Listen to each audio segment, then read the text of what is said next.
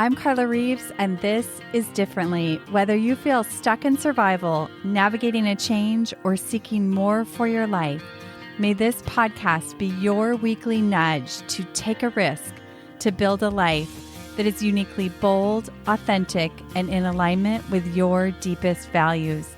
After a decade of coaching individuals from corporate leaders to creative artists to multi-million-dollar CEOs, I'm convinced we are far closer than we realize to what we deeply desire, and it's a willingness to do differently that can change everything. I have a special guest on the show today. You are about to meet my client, Sheri Resnik. She was referred to me by someone very special in her life and started coaching during a new stage of her life. She knew that in order to go all in on this next stage, that she needed help getting out of her own way. Can you relate? Sheri's a creative director and event planner in the nonprofit event space. She's done that for years. She also has a huge heart for creating opportunities for people to connect and find meaning in their lives. She thrives and is deeply inspired by bringing people together in community, whether it's through her creative director work or through her smaller inspired gatherings through the Emet room, which you're going to learn all about. I'm honored to have Sheri join us today as she shares that journey of getting out of her own way. What a joy it has been working with her. You're going to feel that joy today as she invites you into her head and heart. As you listen to her story, may it stir something within your own. Hi, Sheri. Welcome to Differently. Hi, Carla. I'm so happy to be here.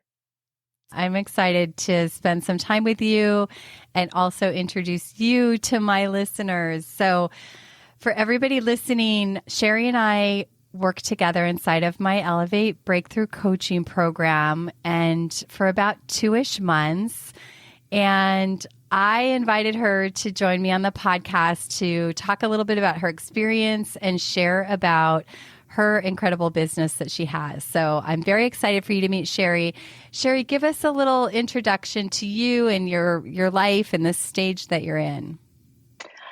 Okay, so, me and my life and the stage I'm in. Okay, so first of all, last year I turned 60 years old, which is just a big milestone birthday, somewhere between existential angst and incredible joy. Before the pandemic, I'd been an event planner and creative director, specifically in the nonprofit annual gala space for about 15 years. And as you can imagine, the pandemic was not a great time for event planners.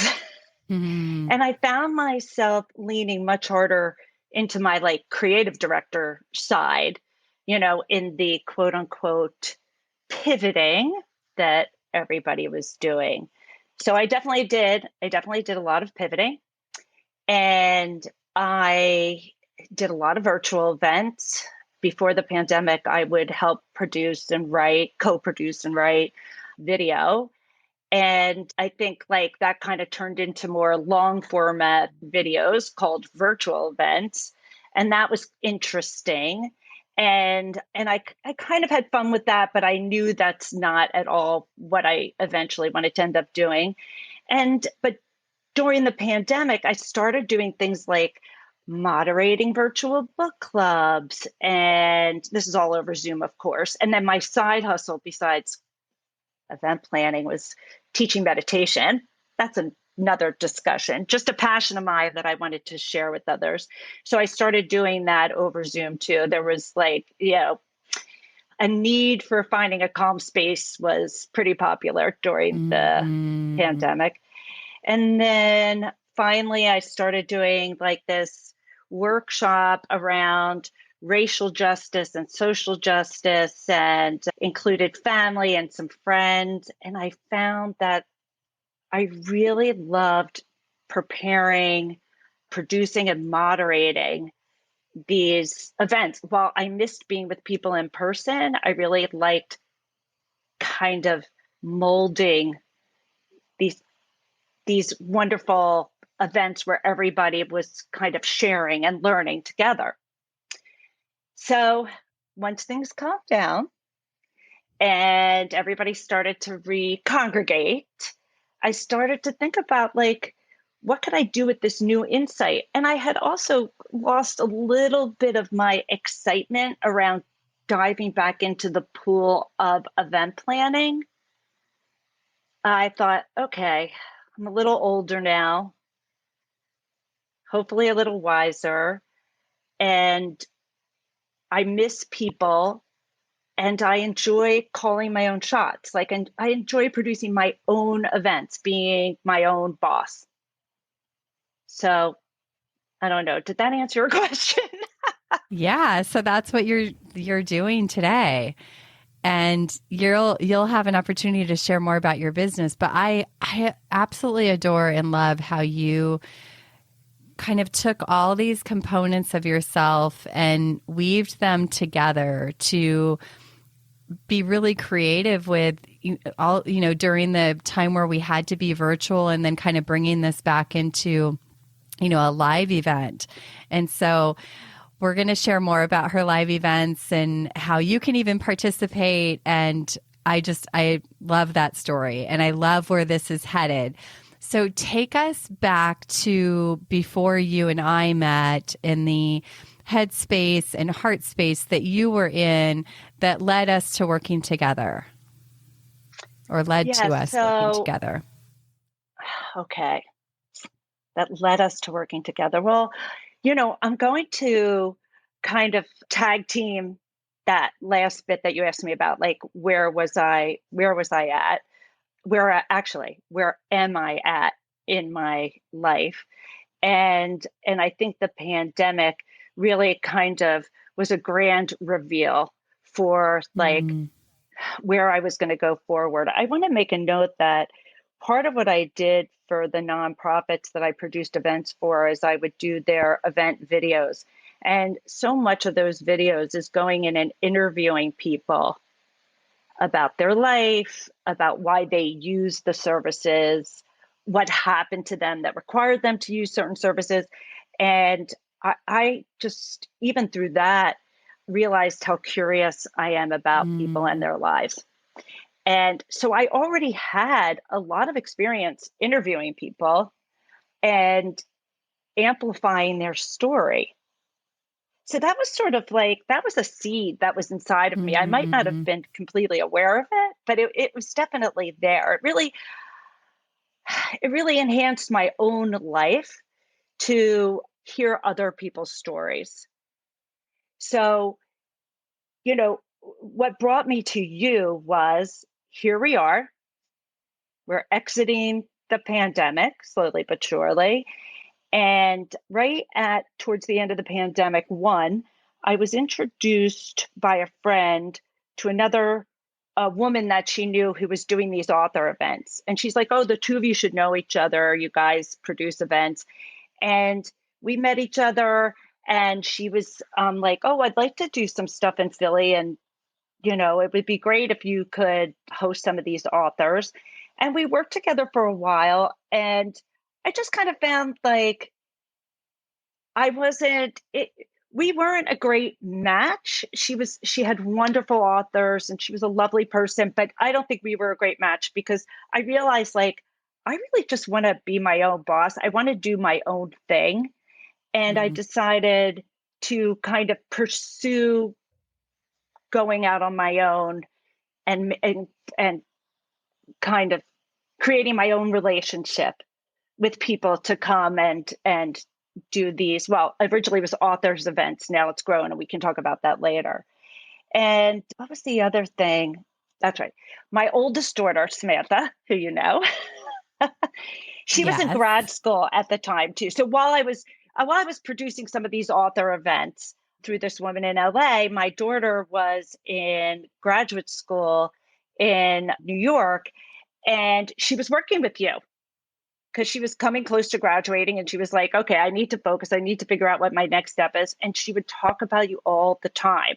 My coach is doing this. My coach is saying this. I cannot believe how how clear my vision is due to her help. And Mm.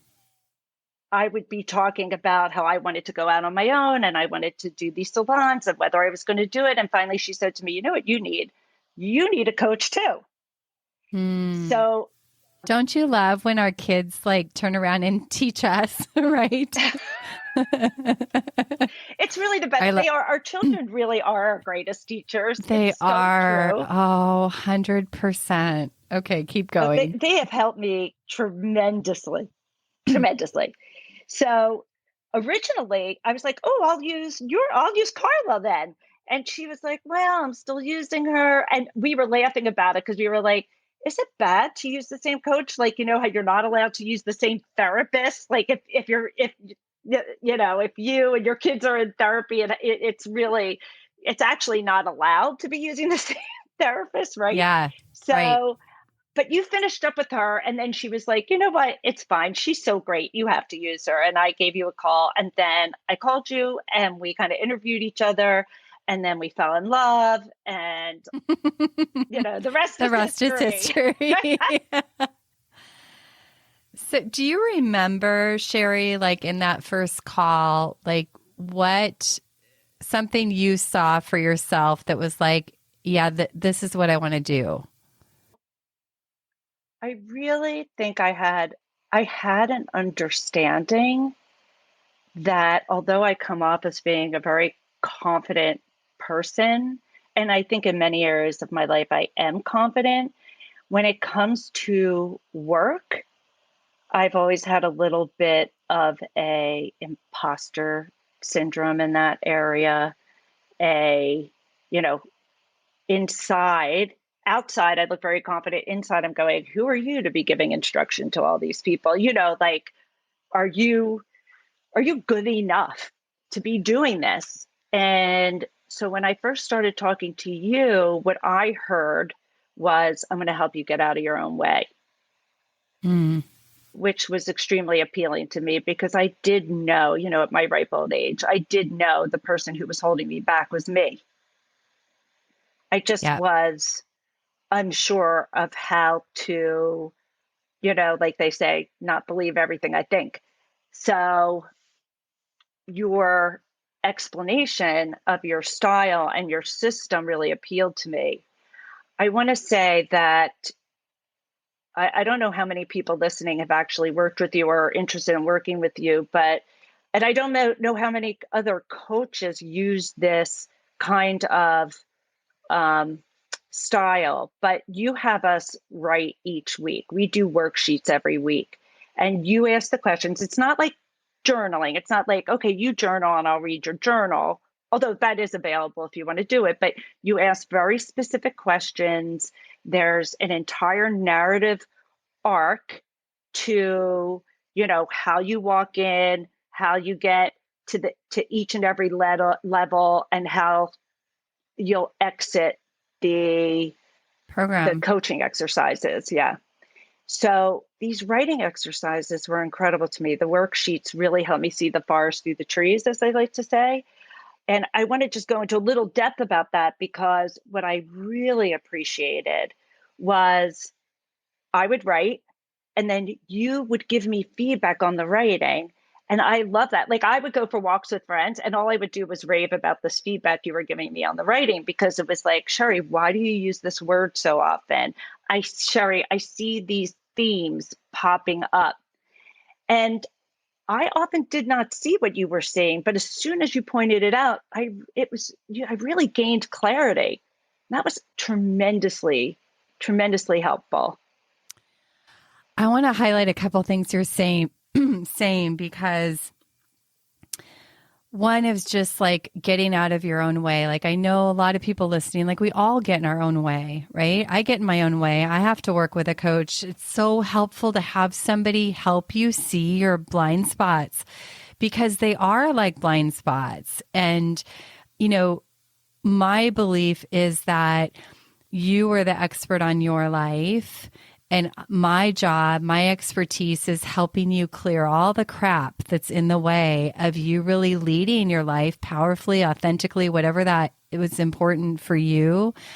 And the writing is such a core piece because I was just doing a workshop this morning talking about how we're always so focused on what's out in front of us and how our life is looking on, are we checking the right boxes? And so often we're not looking inside. And that's why I use writing in my own life and with clients like you, because it points you back inside. And I believe that most of the answers are in there, and I just help you find them and reflect them back to you. So I love that you shared that. Yeah, I think this is the absolute truth. And I was also kind of surprised because I've had a meditation practice for a long time. And a lot of that is sort of watching your thoughts and understanding that you are separate from them. And still, these are lifelong practices. So, nobody magically becomes awakened. I have yet to meet that person. But I felt like, 100%.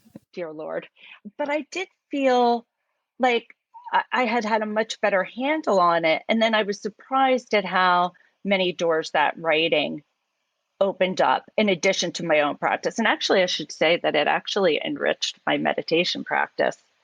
So, sitting down, writing, and then kind of sitting and sort of seeing what was percolating was also really interesting to me. Well, and for anybody listening who I feel like journaling has, kind of like a lot of baggage that comes with that word. Like either people love it or they hate it. I don't feel like there's a lot of in between. But I invite everyone to think about writing or journaling as it's just a vehicle to kind of help you take your life somewhere new. It can be such a processing tool, but I don't think it has to have all the baggage. It's really just a simple practice, another practice like meditation that can help move your life forward. Oh, absolutely. And I think there's no rules around it. So I think when people think about journaling, Carla, they think about, oh my God, I have to sit down every morning and write a page in my journal. When in fact, it could be 2 sentences. It could be Yes. 3 words that described your day. And I think what else is interesting, and by the way, I have been a journaler off and on and mostly off most of my life. And it's, I always enjoy it while I'm doing it, and then it falls by the wayside. But I have been like in the practice of just writing a few words down even each day that just kind of describe. Yeah. By the way, I should add something else. I actually have been keeping a journal. I didn't really think about it till right now, but on Instagram, yes, I am on Instagram. I love it. I was an early adopter. But I keep a gratitude journal on Instagram, and I have for like 5 years now. It started off as like a New Year's conversation I had with a girlfriend. Oh, let's do a gratitude. We're so grateful for our lives. Let's do a gratitude journal on Instagram. And she lasted like a few months, and I'm still doing it. So in a way, I do journal every day by identifying and Absolutely. explaining what I'm grateful for. I never thought about it in that way, but it is Is true. that a profile that you share, or is that a private account? Well, put it this way, it is a private Instagram because hashtag my kids. But I will say that if somebody taps me on Instagram and I see they follow you or, follow someone I know it's not like some kind of bot or something. And then I say Yeah. yes. Okay. I don't know if you want to share that or we can put it in the show notes, but It's just, yeah, that's great. for sure. You can. I mean, it's Sheri Resnik on Instagram. Not a sexy name, Perfect. but it's there. I love it. So tell us, what was the motivator for you? I think I know this. I think it was your business really that was driving you to do this work together. Like that was the big driver, right?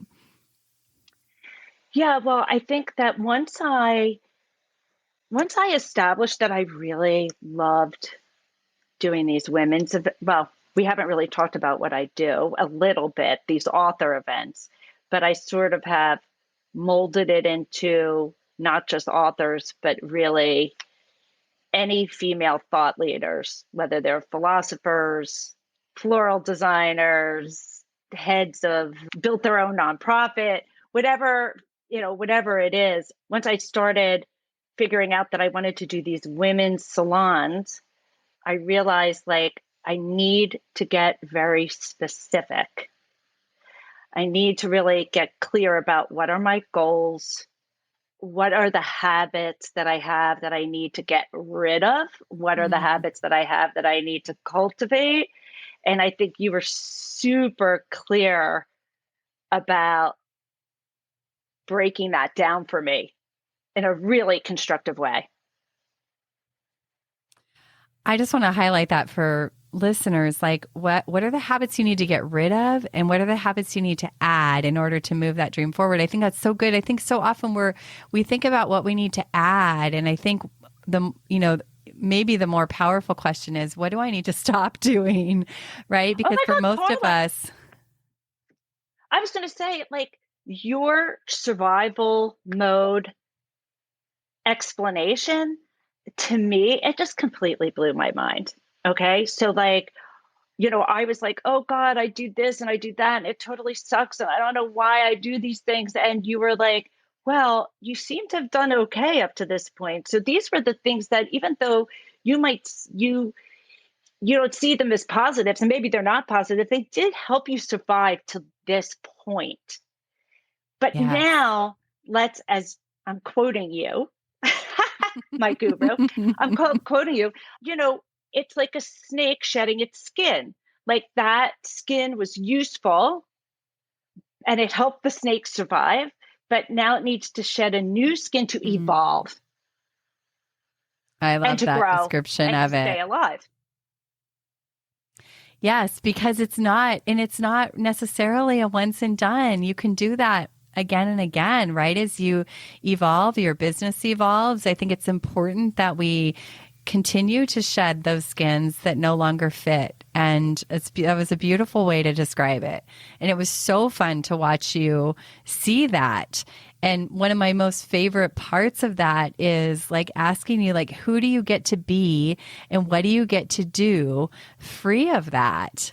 Right? Because it can feel like it just defines us, or that's just who we are. And it's not. And when you start to kind of tap on that and pull it away, and then you get to reveal like what's next for you and the truth about you and all of that. So that's one of my favorite parts. Oh, Carla, it's so true. Like, I love the word you just used, that freedom, because one of the things that you and I identified is that, my perfectionism, which really was created by this terrible fear of failing, was getting in my way. And one of the things that you talked about, or that we talked about a lot, was like, what's the worst thing that could happen when you fail? And I even was such a proponent of failing for such a long time. I would say to my kids, I sound totally hypocritical. I would say to them, oh, in junior high school and high school, they should really have classes on failing and how important failing is. But in What a my great own life, idea. right? Of course, because, there's a great podcast besides yours that I used to listen to all the time. That was How I Built This with Guy Raz. Mm-hmm. And he Yes. would interview, right? Ugh, I love Guy Raz. Anyway, he would interview all these people who had started these very, very successful businesses. And almost every single solitary person he interviewed spent a very large chunk of time talking about all of their failures. It's like the Buddha saying, fall down 7, get up 8. They just kept getting up, brushing themselves off and going forward, but they were not afraid to fail. And it took me working with you to realize, like, nothing bad would happen if I fail. If I fail at this, so what? My life will still go on and it'll still be interesting. And maybe there's another pivot in my life. I don't know, but I wouldn't be able to find out unless I took the chance. Mm.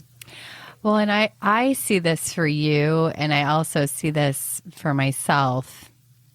But sometimes the act of just doing it and putting your ideas out there and seeing them through is more important than whether it succeeds or fails. And Oh, like I'm in a stage in my life right now where I know I have a body of work that I've been afraid to release for exactly the reasons you're talking about. But I've gotten to a point where it's become more important that I just do it completely unattached to the outcome of it. Like I just have to give birth to this. I can feel it, right? And it doesn't matter. I don't have to know or have it figured out where it's going to go. I just have to be willing and courageous to release it. I really couldn't agree more. It's funny that you say that, since you coach so many other people, like just get it out there. One of the things that you did with me, which I really loved, is in the beginning when I was really starting to promote my women's salons.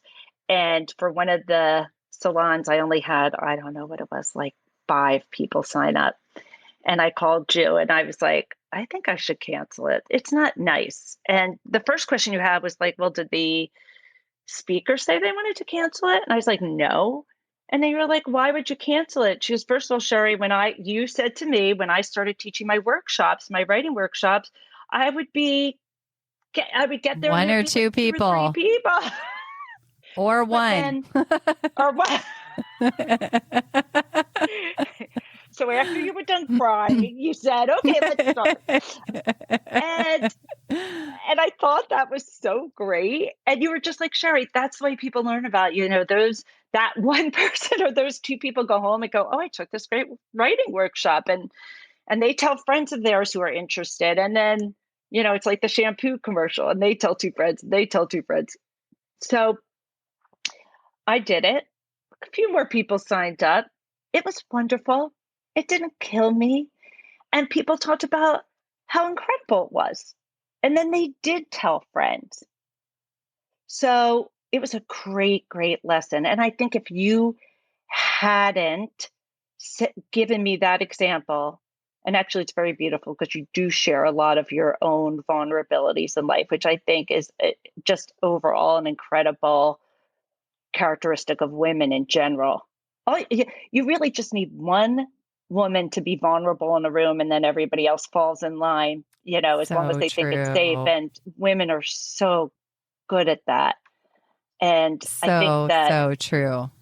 I want to emphasize that working with you, by the way, on that note, always felt very, very safe to me. I never felt like I couldn't tell you my worst fear about what would happen, I never thought, oh my God, Carla's going to judge me. you know, you would think at 60 years old, that would be also something like, there is a part of me that's like, I don't care what anybody else thinks. But also, like, when you do reveal something that's felt very kind of, you know, dark about you, about the way you think, not dark like I have, bodies under the Yeah. house. But you Yeah, understand what I mean? Like something you're just I kind of embarrassed do. to admit. Yeah, it's important that you feel safe with the person that you're working with. Totally agree. I think that's so important. And a lot of times it is, I mean, my job over here is just to like create a space where you're really sharing with yourself and saying it out loud, but it's a powerful experience to be witnessed, to have that witnessed. And I think that's what I do is I witness it. But to me, it is one of the most powerful parts of coaching because we harbor these things inside of ourselves and in like, like a dark room. If we're a house, we close doors and we don't talk about certain things and they feel bigger and scarier when we keep them behind that shut door. And one of the most powerful moments in coaching is when people open that door and let light in and actually say it. And then it almost just kind of falls away a lot of the time. And But yes, I totally agree. And this has actually been my practice for a long time that when someone shares something with me that took some courage to share, right there was saying, oh, really? Because me too. I've been mhm, there too. And I think that's really, really important. And in fact, it's something that you're always working on. But one of the things that inspired me even to create these women's circles is I think It's no surprise that there's like this huge mental health crisis in this country. Some of it brought on by the pandemic, some of it was brewing before the pandemic, some of it is just part of the human condition. And I think that when there's an opportunity for people to come together and to share, we feel less alone. And I really wanted to create a space where, women in particular could come together and do that and feel the kind of, safety I felt in discussing with you, and to not feel like they were being judged, and to understand that, you know, there's no way to be a living human being and not go through pain and suffering and joy and happiness, the whole realm of experience. But that if you've gone through something, chances are a gazillion other people have been through the same thing. And as soon as, you find that out, it takes some of it, like takes some of the sting out. You just feel part of like a broader community. Yes. So that's a perfect segue into, is there anything else you wanted to share that you didn't share yet before I segue you into your business a little bit more? Well, it's so funny because I have a few notes here. Of course. I have a few notes here about how fabulous you are and how I've prepared for our conversation. But oops, did I lose you? Okay. No, I'm here. But I do want to, for people who are listening to this, I wanted to tell them that one of the exercises that was particularly powerful for me, and I think is so great, just even if you wanted to do it on your own, is to work on separating the facts of your life from the stories you create around them. I just I just found that to be incredibly powerful. And go ahead. No, I was just going to say that's called the circle tool. And that tool, separating the facts from the story you're telling yourself, as humans, like we are storytelling machines, and we are often fabricating stories around our, who we are and what we're capable of, to just something that happened. If somebody didn't respond to an email, and we create a story in our head about what that means. And that tool is something that you can use again and again and again and again and again and again in your life. Like I still use that tool in my own life today. Like it really does cut out the drama, stress, suffering that we self-perpetuate in our lives, right?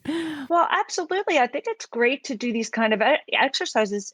Intellectually, I've done that exercise before, but to really sit down and work it through with someone is a completely different experience. Mm. And then we worked through identifying those parts of the stories that work for you and against you, and how can you cultivate the ones that work for you and toss the ones that don't work. And there's a lot of just joy, and so many, as Oprah would say, like aha moments in that exercise.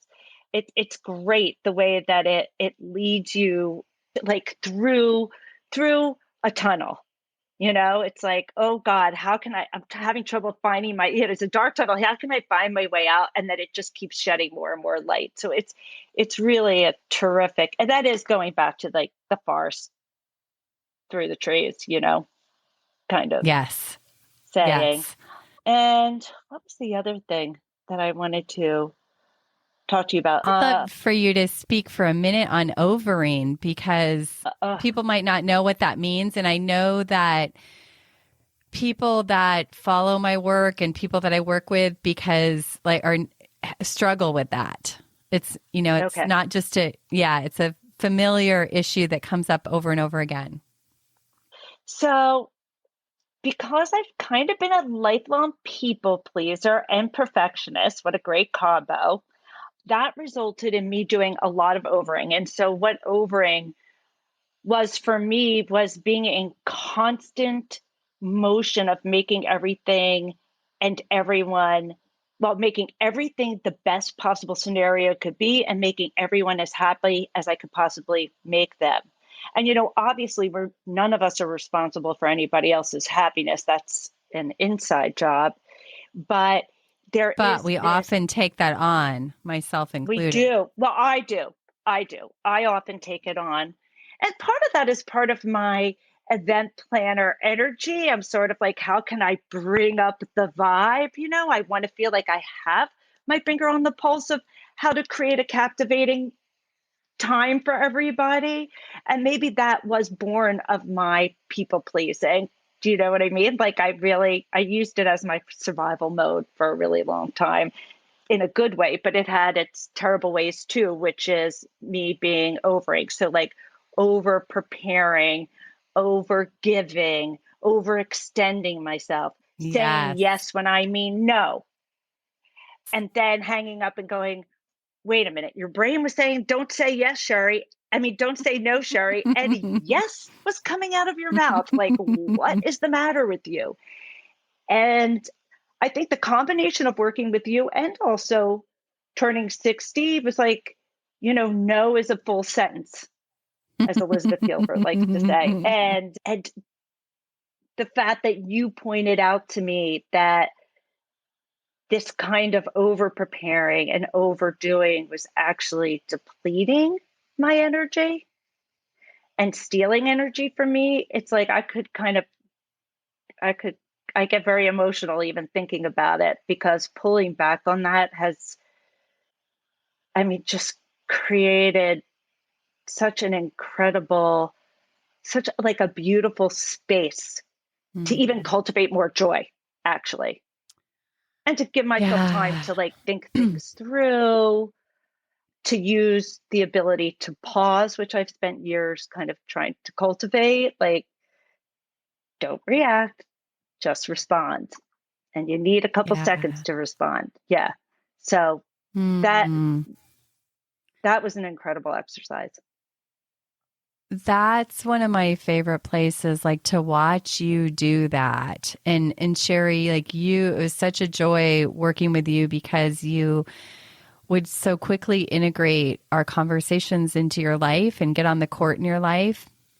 But what you just described is so profound, because I think when we're caught in those motions of overgiving and overextending and over preparing and overworking, and these are patterns that I have to deal with in my life and that I often am coaching people around. And there's women like you who have a lot on their plate and you want to live a full life. There's often doesn't feel like there's capacity to like add more or do more, or be better, right? Like we're already overwhelmed. And so to find those places where you're overdoing things that you can pull back on, not only does it give you this extra space and bandwidth, but it untangles you from these places with other people where you were like over participating, and it impacts them too.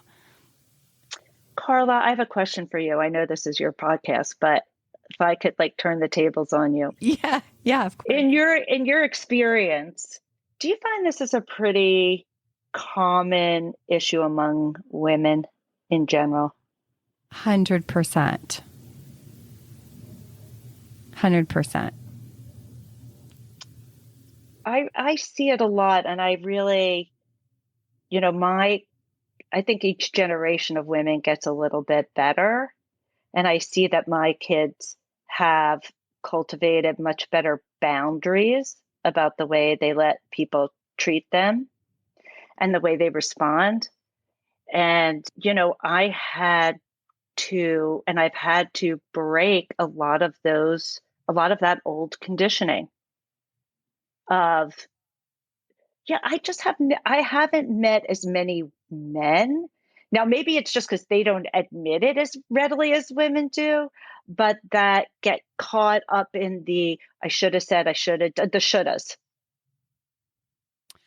Whether I it's think smart or dumb, go ahead. yeah, I was just going to say, I don't coach as many men as I do women over the years, but men too have the areas that they struggle in. I don't see it as predominantly here. I think you're right.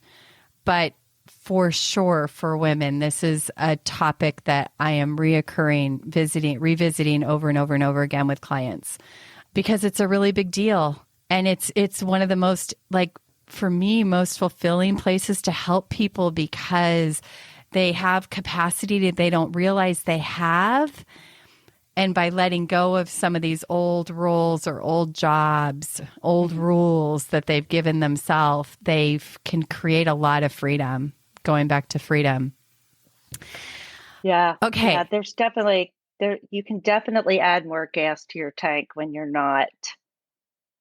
it's not being siphoned out by all the. Yes, exactly. And then you can harness this energy and put it towards these things like you are doing with the Emet room. So describe the Emet room, the meaning behind it. Take us into the Emet room. I'm really excited for people to hear about this. So creative. Oh my God. Okay. So On the spot. okay. So okay. Years ago, I was in a study group, and it was a Jewish study group called Musar. It's a Jewish practice. And I'm not a religious person at all, but I thought that the way the study group was described to me sounded really amazing. And it was with some other incredible women. And you would study these different characteristics: humility and order and, I don't know, truth. And the reason I'm talking to you about truth is because Emet is the Hebrew word for truth. And I just kind of went down a rabbit hole on just the meaning of truth and what the deeper meaning of that Hebrew word really meant, which was not like this is a fact and this is the truth. It was more about like realizing your deepest potential, what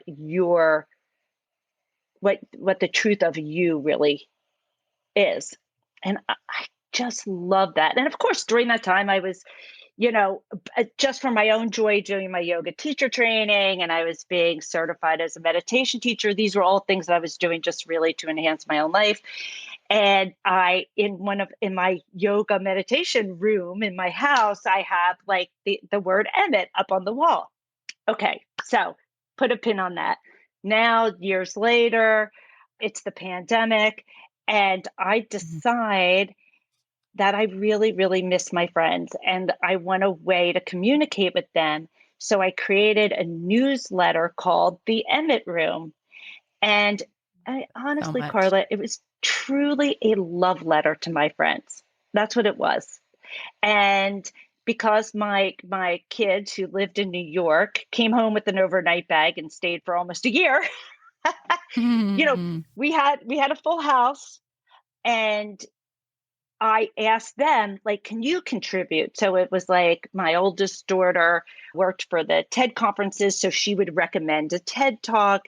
My youngest daughter is an agent for illustrators, and she would like recommend an artist. And I would send these Emmett Room newsletters out each month, and I would put like fun things I'd found on the internet, like radio stations that broadcast kind of fun topics from all over the world, or like polar bears, a polar bear cam, watching polar bears have fun, like just kind of wonky, crazy things. And weirdly, I don't know, I had no expectation of this, but my friends like really went crazy over it. And they would tell their friends, and then their friends would subscribe to my website. And I ended up with this like huge mailing list of people who were interested in getting this Emmett Room newsletter. That So is such a beautiful, inspired story. I absolutely love that. Okay, keep going. thank you, because it was really, really fun. And it used all my creative juices, and it distracted me from what was going on in the world and what was going on And in kept you politics, and connected. kept me connected to my friends and the people that I love. So now, fast forward, I'm coming out of the pandemic and I'm partnering with this woman in LA, and we're doing these author events, and I start re reimagining the Emet Room newsletter to broadcast my events. And then I start to do my own thing. I picked up doing this thing called the Pod Squad, where I would give people, instead of a book club, which, many, many people don't read so much anymore. I thought, okay, everybody can listen to the length of a podcast. And I would pick like podcasts that all nonfiction, like podcasts that had meaning, that talked about like important issues that were going on in our lives. And then I would bring people together to have a discussion about that podcast. I'd give them prompts for discussion and that kind of thing. And that newsletter actually served as the foundation for my Emet Room salons. So the way I describe it is like they're lovingly curated events designed for women to connect, learn, and be inspired. And it has actually been a freaking dream for me, because it involves like three things that I really love. One is food. So like every women's salon like comes with a brunch or a dinner. Being around a lot of fabulous women. I love women. I'm one of three sisters. I have and I have two daughters and two nieces, and I just have an incredible bevy of fabulous women surrounding me. My mom too, being the queen of fabulousness, and discussing. What's the third thing? Oh, discussing. The third thing is discussing interesting topics. I love it. I love being in dialogue with people. So it really like just encapsulates those three incredible loves of mine. And so far, it has been seriously a joyride. I mean, it's a little bumpy, but overall, just freaking fantastic. I've met so many people.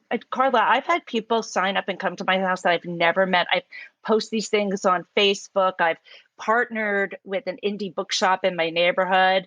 Call out to L&T at Narberth Bookshop. And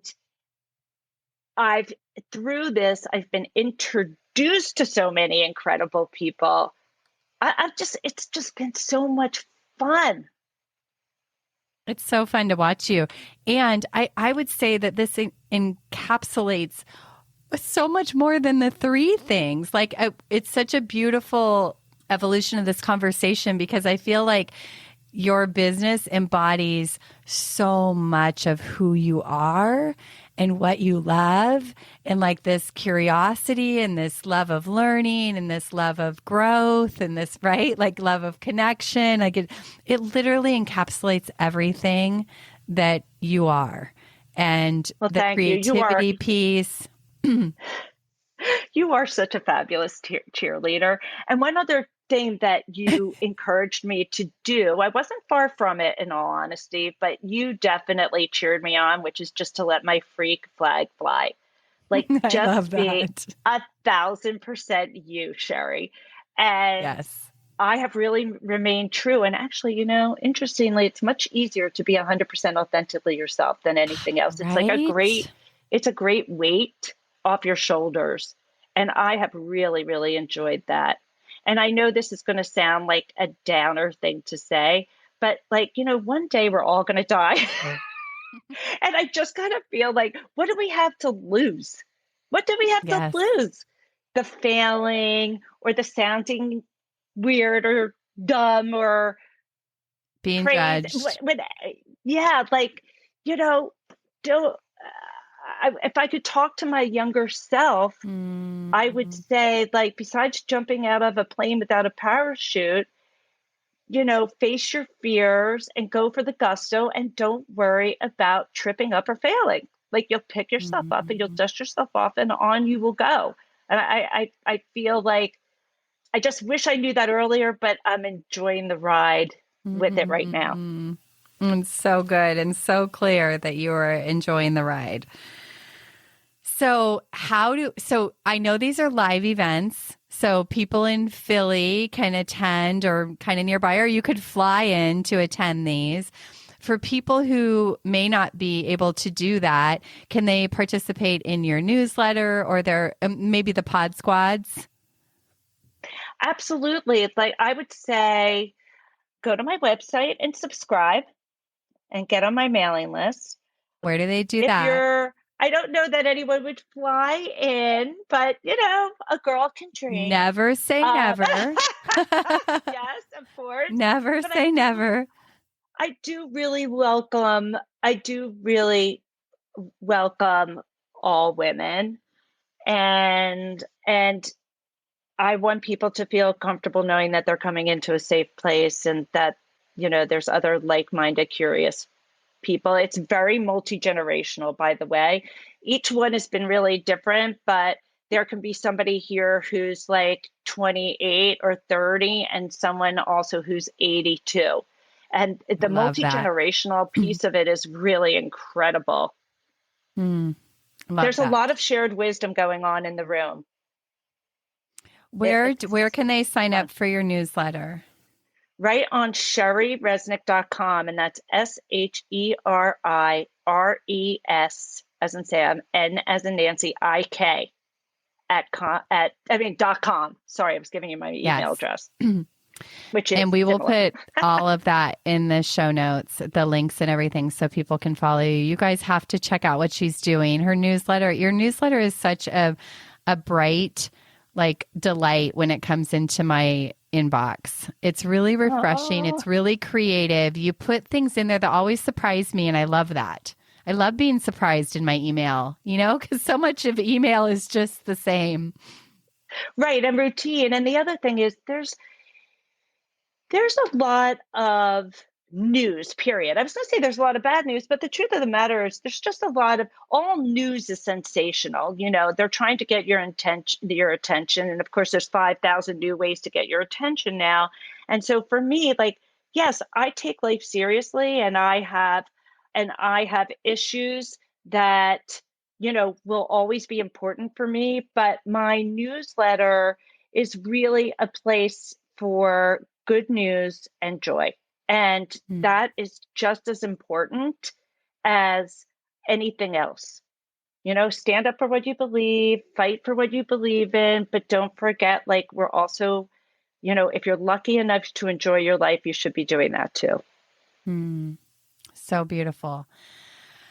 So, last question. What does differently mean to you, Sheri Resnik? Okay. So let's see. I actually think it means a couple things. I'm so curious to what other people have said about this car. But one is differently to me means actually embracing your differences, being proud of who you are. Because I think like my differences are part of what makes me me and makes me special and interesting. So I embrace it as a positive. I like embracing my differences. I think everybody should. And I guess the other way you could interpret it is to just being able at any point in your life to look at your circumstances differently, being able to like see the sun through the clouds, and at any point be able to be flexible enough to switch things up if your So life is pointing you beautiful. in that direction. So beautiful. So, I think that completes our time together. I am so grateful for you. I'm so grateful that our paths have crossed. It has been an honor to work with you and to coach you. Thank you for trusting me. And I look so forward to what is ahead. And I thank you for sharing your wisdom and your energy and your business and what you're up to with all of us. Oh, thank you, Carla. Thank you so much. Like right back at you, sister. You are just okay, people. If you haven't started working with her, like literally, what are you waiting for? Get to it. She is an amazing woman, and you really have been part of such a life-changing experience for me. I really am so grateful to have you in my life too. And namaste. Yes. Have a beautiful day. I will talk to you soon. Have a beautiful day, everyone. And I will see you next week. All right. Mwah. Bye, Car. Hey, thanks for tuning into this episode of Differently. I hope it stirred your thinking, and I invite you to take one inspired action from something that stood out to you. If you want to hear more conversations like this, be sure to hit follow on your favorite podcast app. And if this episode could impact someone you know, please help us spread the word and pass it along. Remember, new episodes drop weekly. See you next week.